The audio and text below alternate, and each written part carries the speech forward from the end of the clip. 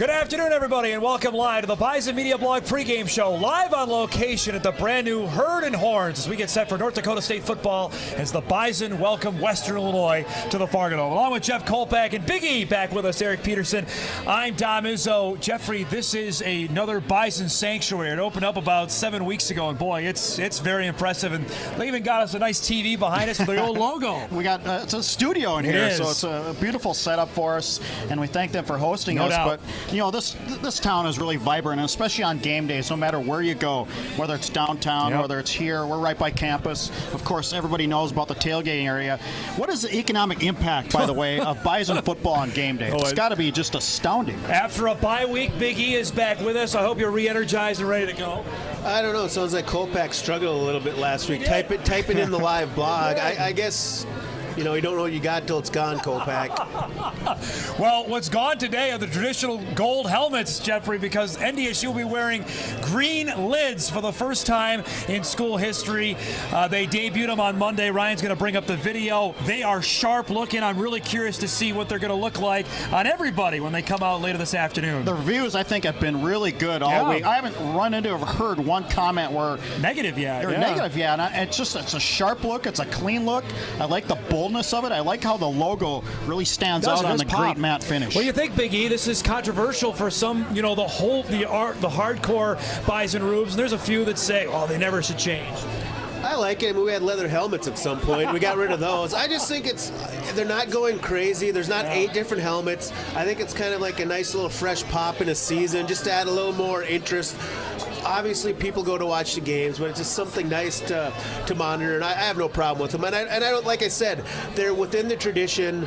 They're the normal colors. They're not like any highlighter colors or anything crazy. You know, you got the little weed on there for the Harvest Bowl theme, so I like them. And the funny thing is, and you'll remember this, Kolpak, last year, Oregon in the national championship game wore silver and white. Not even in the school. They didn't wear green or gold, the school colors. NDSU's not going to get that crazy with this. Well, who could forget the Maryland uniforms? And they brought out the state flag. You're going, what is that? You know, this is I think it's in good taste. Are you surprised they did this? Because this might be one of the last schools you ever think that would go to an alternate helmet/jersey. Not really. I think it's been in the works for a while. I mean, when you go to the alternate jersey, I think this was logically the next step. Yeah. Let's actually talk about the football game, because there is a big one today as Western Illinois comes to town. The Leathernecks 4-4 on the season, coached by Bob Nielsen, the former head coach at Minnesota Duluth, who led the Bulldogs to a D2 national championship. They gave NDSU quite a scare last year. We were all there in Macomb. The Bison needed a trick play from John Crockett to Carson Wentz to win that game 17-10. They've had some nice wins, one at Northern Iowa, but they've lost their last 2 games. Yeah, I thought last year's WIU game was this year's South Dakota game, in that I don't think the line of scrimmage really brought their A game, and they admitted that this year too. They Chris Kleiman said they got their butt kicked. Yeah, Western dominated them at times and needed a trick play to win that game. I think it'll be a little different today. We'll get into our predictions, but I think NDSU shows up with a little more gusto than they did last year. Trenton Norvell is a huge quarterback, Biggie. 6'5". His running back is almost bigger, and Nico Watson, who goes 240. Lance Lenore, a really talented wide receiver as well. Well, they're going to have to stop that quarterback run again. And, you know, maybe Norvell's a different type of runner that they control, they can contain, unlike Aaron Bailey, who's just got that, you know, electric open field burst. So maybe that matches up better than NDSU. But you got a running quarterback, you got a powerful running back, and you have a big play threat at wide receiver. So those are 3 things NDSU is really going to have to be concerned with. You know, you said something to me back in October on the radio show about let's see how Western is doing when they come to Fargo. And now they have been beaten up the last 2 weeks at Illinois State, then last week a home loss to Youngstown. So you wonder what their mental state is coming into today's game. Another toughie. Well, they got a really big running back in Nico Watson. Since he's come out of suspension, he ran for 100 yards in his first 4 games. Now, last 2 games, somebody has found a way to hold him down below 100. He's at least 250 pounds. I asked Bob Nielsen, I go, what are you weighing? He goes, I think it's a little north of that. He's a bowling ball. And they'll try to spread you out and get him one-on-one with one player and one tackler. And I think you got to look for that. Can Nick DeLuca at 240, and he's a big middle linebacker. Can he meet him head on in a hole? Boy, that's going to be a big key today. Yeah, DeLuca's been so good, though, this season, and that's obviously the biggest challenge for NDSU today. Now, the Leathernecks had not been in Fargo in 5 years because of the scheduling quirks with the Missouri Valley. The last time they were in Fargo, they won. All they've done is win in Fargo, Jeff. They're 2-0 at the Dome, a 28-16 win back in 2010, a game where the Bison were plagued by turnovers, and Matt Barr, the great left-handed quarterback for Western Illinois, they played a perfect game that day in Fargo. Matt Barr was a fantastic quarterback. Yeah. He was the real leader of that team, too, when you talk to people. Boy, when you talk about the running and throwing combination, I think that guy had it all. They were so good in that game, and that was a loss NDSU didn't see coming. They dropped from the 3-2 on the season. Western ended up going to the playoffs. That was the last time WIU made the playoffs. Here we go, Big E. We've got 3 games to go in the regular season, and Kolpak mentioned this yesterday in the paper. There are so many teams log-jammed at 4-4. How does Western avoid playing tight today, knowing they've got to win out to make the playoffs? Well, and like we talked, this is make or break week for a lot of teams. The 4-4 teams who want to make the playoffs, and the teams like NDSU that are 6-2. If you want to make a push for a top 4 seed, there's no margin for error. You can't lose again. So this is where the positioning starts, the jockeying starts, and I guess Western Illinois, you have to just treat it like a playoff game. I mean, this is the start of your playoffs if you're 4-4. There's so much good stuff we got coming up on today's show. We'll dissect Carson Wentz being invited to the Senior Bowl. We'll also talk about the resurgence of the Bison rushing attack, which has come back in a big way the last 2 weeks. 640 yards, including King Frazier now apparently being the guy. We'll talk about that coming up later in today's show. We come back, one of the guys who made this place happen, former Bison All-American punter Mike Dragosevich. He joins us after the break live on the Bison Media Blog pregame show, live from Herd and Horns on WDAY.com.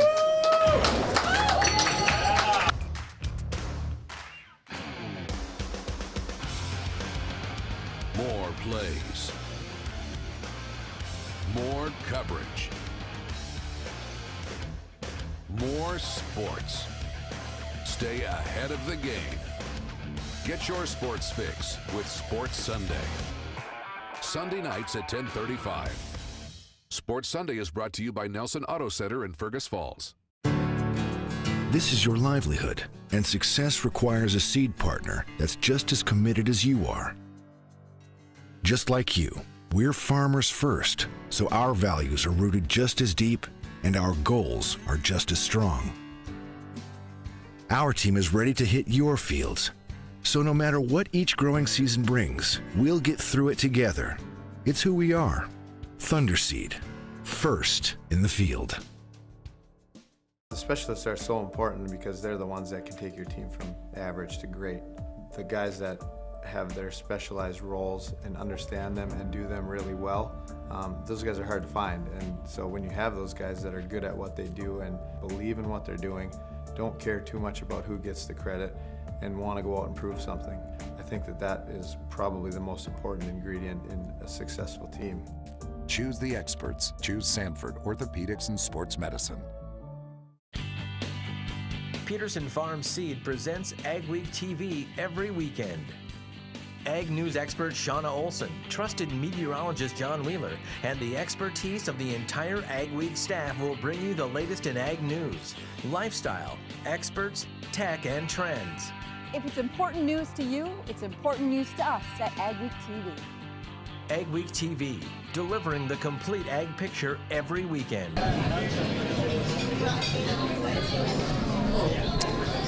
Welcome back, everybody, to the Bison Media Blog pregame show live at Herd and Horns here on the north side of Fargo as we get set for NDSU in Western Illinois with a 2:30 kickoff. We're joined by a legend, Kolpak, the pride of Oak Lawn, Illinois, will join us here. Mike Dragosevich, Bison punter from 2004 to 2007, All-American, 3-time Great West first team. I can't say that often because the Great West is long gone. First off, thanks for doing this. Second, this place is impressive. Congratulations. Hey, thank you very much to all three of you for coming over and doing it over here at Herd and Horns. So. Well, let's talk about your trade, punting. NDSU has a pretty, at least it used to be anyway. Yeah. NDSU has a pretty good one in Ben LeCompte. He's averaging 46.5 yards a kick. What do you see in him? What do you see in his ability that makes him so effective? Well, I'll tell you, what's cool is he can kick off too, right? Yeah. You know, and I always look like, does he have a shot in the NFL? And now it's almost like you have to, as a punter, you have to be able to kick off too. You know, it's and a real quick story on that. NFL Europe, you know, that used to be going or whatever. The year I went to the NFL is when that ended, and they lost about 8 roster spots on the practice squad. Yeah. So that's when they started saying, well, if we could get a kicker and a punter. But anyway, but Ben LeCompte, I mean, I don't think I've ever met anybody that loves punting more than him. And I've had a lot of time that I worked with him when he first started, and he is obsessed with punting. Like, you know, like I liked it a lot, but I, you know. Well, you were a receiver though too. You were a receiver when you came here. So it was an acquired taste for punting. That is, after like your junior year, you're like, yeah, I like it.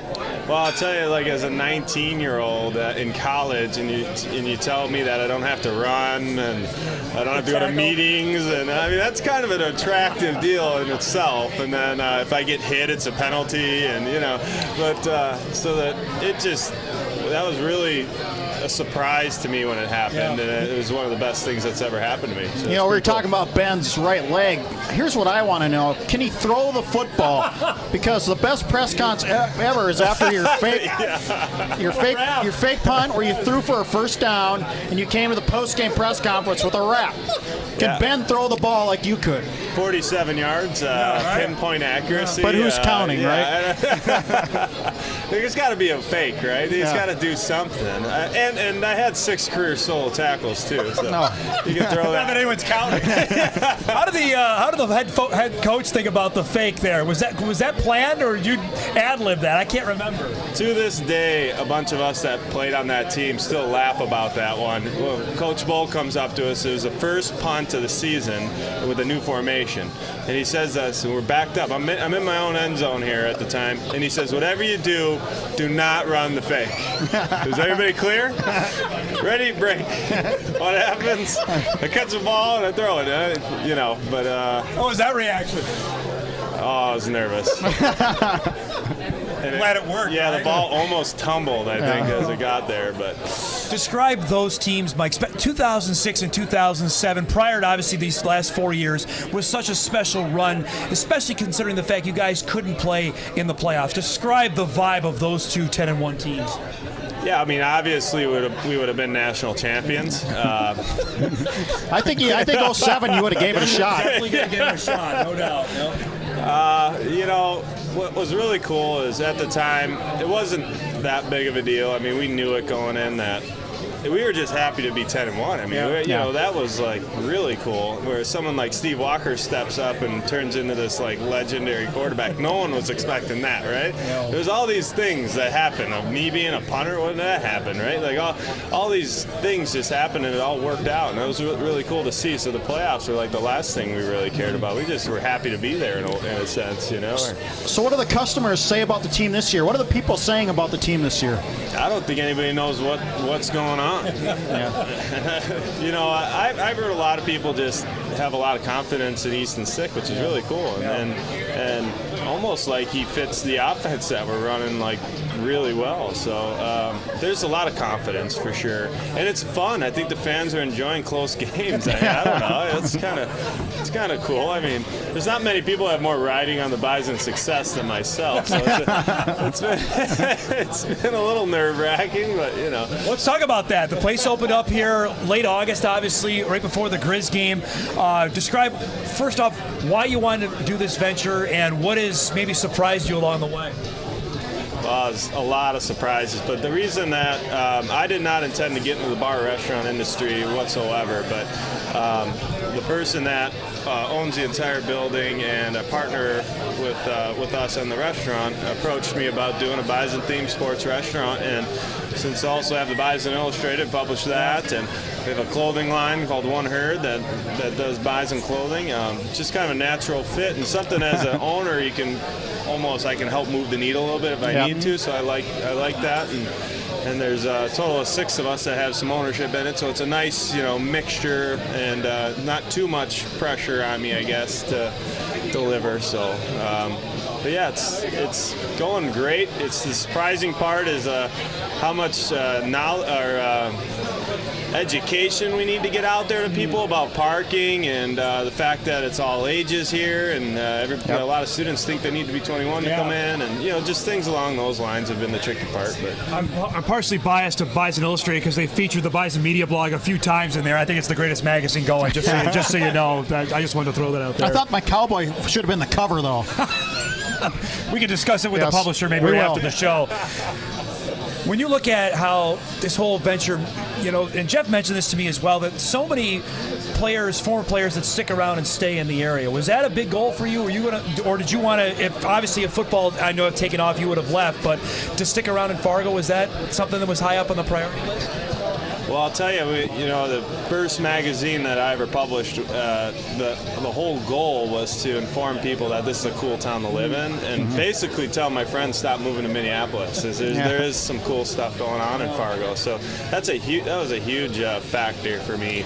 Everything I do revolves around this community, and I'm just obsessed with Fargo, and it's just been a great place to do business and live. So, well, it's good timing with the growth of the school. I think that downtown campuses has really added the vibrancy of this town. I mean, it's just really exploding, and everywhere you go, even on game day, it's just. And we were talking about the economic impact of game day. It's got to be just enormous. Oh, absolutely. I mean, this town is. It is amazing. Every day, it's just fun. Get to do great things. It's a blast. I don't know how else to explain it. It's just cool to see everything grow. Not just the Bison, but everything around it. Toughest question. Thoughts on the green helmets? Yay or nay? Yay. I like the recruiting side of that. When I'm 17 years old, those things mean something to me. You're not thinking, like an adult at that age.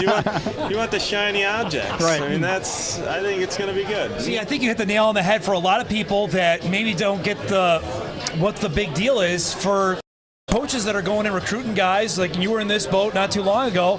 That gets their attention now, doesn't it? It sure does, and then it shows how many people are also very superstitious too. So we better not lose, because then that helmet's never coming out again. Bye helmet, right? Apparently Taylor Swift's never coming to town either.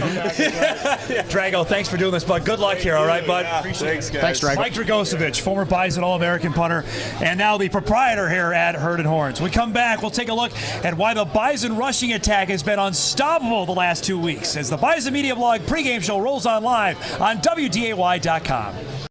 For over 60 years, our focus has been you. A growing community needs a news source that grows with them.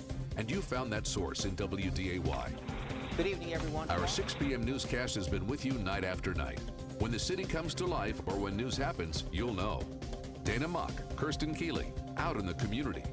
Behind the desk. It's had no major issues with users viewing offensive materials. 2 anchors you can trust. When the news hits, there's only one source to turn to. WDAY, the news leader. Peterson Farm Seed presents Ag Week TV every weekend. Ag news expert Shauna Olson, trusted meteorologist John Wheeler, and the expertise of the entire Ag Week staff will bring you the latest in ag news, lifestyle, experts, tech, and trends. If it's important news to you, it's important news to us at Ag Week TV. Ag Week TV, delivering the complete ag picture every weekend. Say goodbye to expensive window treatments and Saturdays filled with dusting. Minn Kota Windows offers blinds between the glass and select window styles and sliding patio doors. With low-E glass, they're even more energy efficient. They're easy to operate, have a clean, efficient look, and control privacy, light, and heat. And the best part is, they're safe for kids and pets. Blinds between the glass from Minn Kota Windows. Midwest built, Midwest tough, guaranteed for life. Minn Kota Windows, windows for your world. Where do you go for the latest news in agriculture? Ag Week magazine.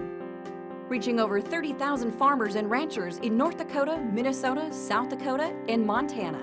Ag Week provides the most up-to-date information on the markets, the trends, and the people who make it all happen. We're your source for news, not fluff. Dependable, trusted. Ag Week. Subscribe today by calling 1-800-811-2580.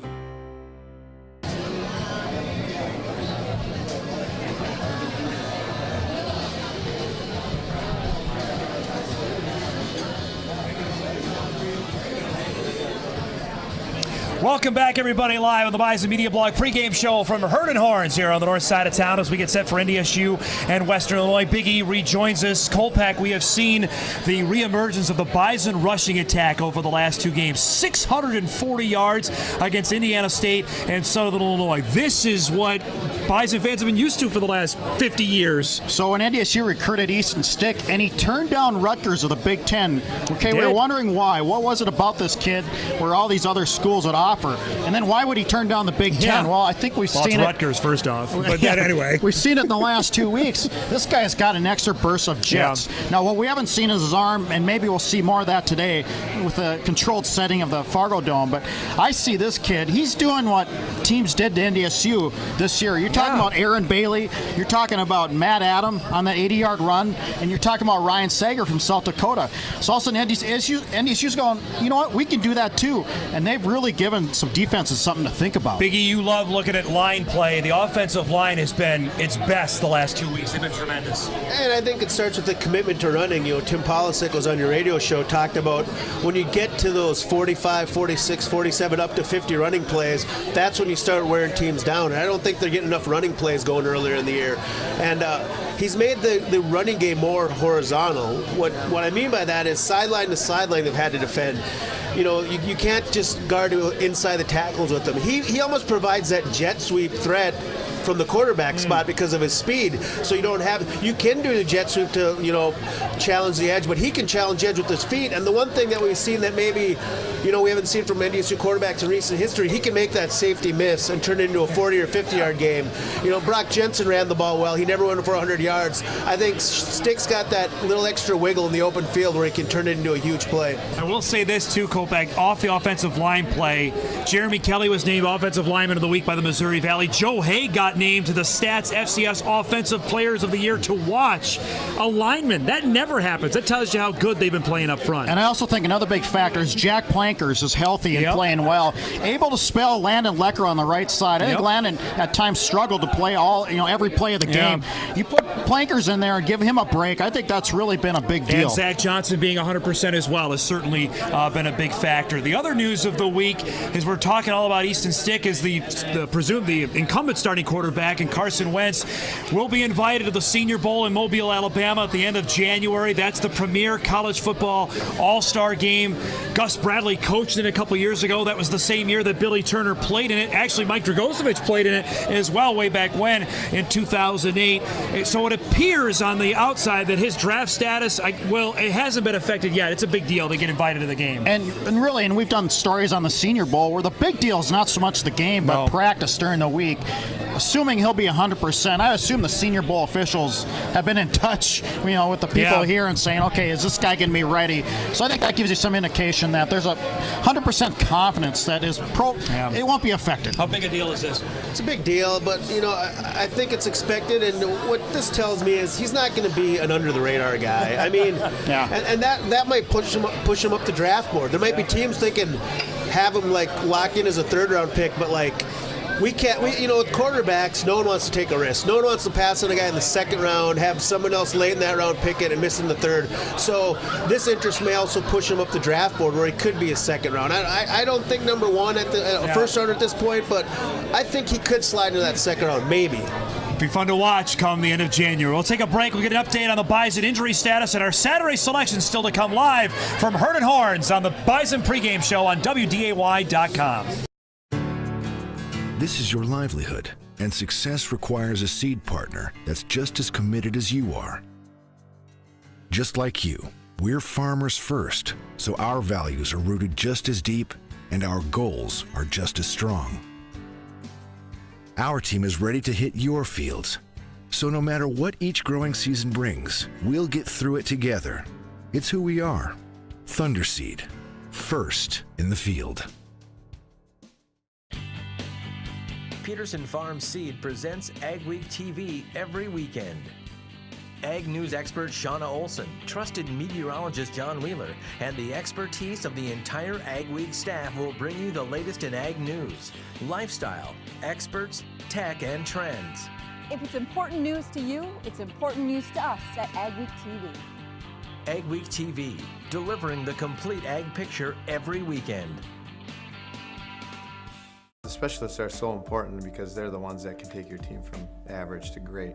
The guys that have their specialized roles and understand them and do them really well, those guys are hard to find. And so when you have those guys that are good at what they do and believe in what they're doing, don't care too much about who gets the credit, and want to go out and prove something, I think that that is probably the most important ingredient in a successful team.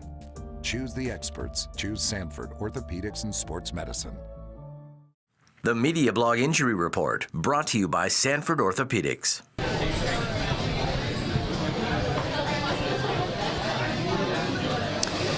Time for our Sanford Health injury update. Jeffrey, once again, we're focusing on the Bison running backs who it's been plagued all year. Maybe that's why they've had some struggles. They haven't been healthy. Let's first start with Chase Morlock, who at the end of the game limped off at Southern Illinois with an ankle injury again. Yeah, he wasn't happy. He threw his helmet in disgust because as if to say, oh, not again here. Yes. But we'll see. I think he's going to play, and I think he'll be decent enough. But I don't think we're going to see the Chase Morlock we saw early in the year. The other guy is Lance Dunn, who's still bothered by a hamstring, and the fumble issue came back again last week at SIU. Boy, he was looking good until that fumble, though, and I think he's back to almost 100%. Greg Menard, Big E, played sparingly. He didn't go the whole game. We did see Caleb Butler play last week. If a healthy him, and that gives Western Illinois offensive line some big issues. Well, at the beginning of the year, you knew what you had in Nate Tangway and Brian Schatz. They're going to be good, but Menard's added that X factor, replaced a little bit what you got from Kyle Emanuel, so he's been huge for him this season, and they're going to need him healthy going forward. He's their premier pass rusher, and they're going to need that.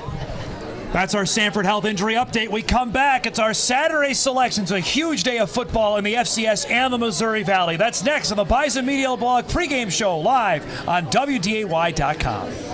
The specialists are so important because they're the ones that can take your team from average to great. The guys that have their specialized roles and understand them and do them really well, those guys are hard to find. And so when you have those guys that are good at what they do and believe in what they're doing, don't care too much about who gets the credit, and want to go out and prove something, I think that that is probably the most important ingredient in a successful team. Choose the experts. Choose Sanford Orthopedics and Sports Medicine. Peterson Farm Seed presents Ag Week TV every weekend. Ag News expert Shauna Olson, trusted meteorologist John Wheeler, and the expertise of the entire Ag Week staff will bring you the latest in ag news, lifestyle, experts, tech, and trends.